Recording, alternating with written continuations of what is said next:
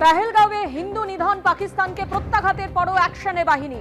কাশ্মীরে জঙ্গিদের খোঁজে লাগাতার তল্লাশি সেনা, আধা সেনা, পুলিশের। গতকাল সোপিয়ানে অপারেশন কেল্লারে লস্করের 3 জঙ্গির মৃত্যু। উদ্ধার 2টি AK-47, 10টি magazine, solar panel, walkie talkie, mobile ও নগদ। সোপিয়ানে মৃত 3 জঙ্গি কাশ্মীরের বাসিন্দা। নিহত শাহিদ কুট্টে লস্করের ছায়া সংগঠন TRF এর অপারেশনাল কমান্ডার। 2 বছর আগে জঙ্গি সংগঠনের নাম লেখায় শাহিদ কুট্টে। নিহত আদনান সফিও সক্রিয় লস্কর সদস্য, সোপিয়ানেরই বাসিন্দা। 6 মাস আগে জঙ্গি সংগঠনে যোগ দেয় বছর 18-র আদনান সফি।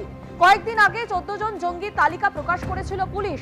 14 জনের তালিকায় নাম ছিল মৃত 3 জঙ্গি। বিস্ফোরণে গুড়িয়ে দেওয়া হয়েছিল শাহিদ কুট্টে ও আদনানের বাড়ি।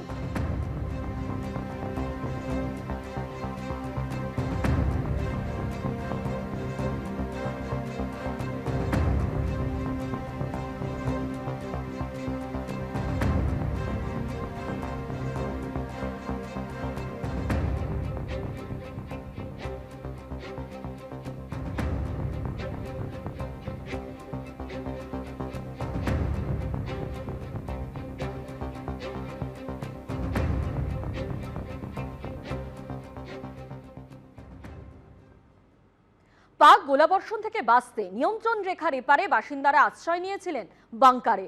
জম্মুর আর্নিয়া গ্রামের তেমনই একাধিক বাংকারের ছবি তুলে ধরেছেন আমাদের প্রতিনিধি সন্দীপ সরকার। এই মুহূর্তে দাঁড়িয়ে রয়েছি ভারত পাকিস্তান সীমান্ত লাগোয়া আর্নিয়া ব্লকের চানানা গ্রামে। সেখানে এই রকমই ছোট ছোট বাংকার করা রয়েছে, আমরা দেখতে পাচ্ছি গ্রামের মধ্যে।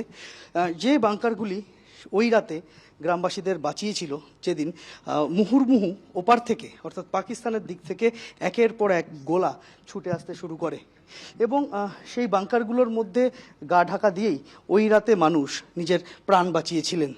আর এই মুহূর্তে গ্রাম খালি, গ্রামের অধিকাংশ বাসিন্দা গ্রাম ছেড়ে অন্যত্র রয়েছেন।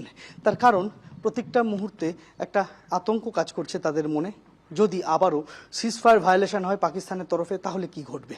আমরা দেখতে পাচ্ছি যে বাংকারগুলো এইভাবেই প্রস্তুত করে রাখা আছে এবং সামান্যতম বিপদ বুঝলেই মানুষজন নিজেদের প্রাণ বাঁচানোর জন্য এই বাংকারে আশ্রয় নেবেন এবং সেটাই নিয়েছিলেন ওই রাতে, যেদিন পাকিস্তানের তরফ থেকে সিজফায়ার ভায়োলেশন করে এই গুলি এবং গোলা চলতে থাকে। उस टाइम एकदम फायरिंग हुआ, पाकिस्तान का फायरिंग हुआ था। तो एक रात हमें बैंकर बुंकर में निकाला, इधर छुपने की जगह नहीं थी। तो इसी बैंकर में भी हमारे को डर रहता है। तो एक बम जो हमारे घर के पिछली तरफ में मकान के ऊपर पड़ा था। कल ही आए हैं, अभी कहना सुबह कल आए हैं, लेकिन सब लोग तो नहीं आए। कुछ अभी पीछे हैं तो कुछ आ भी गए हैं।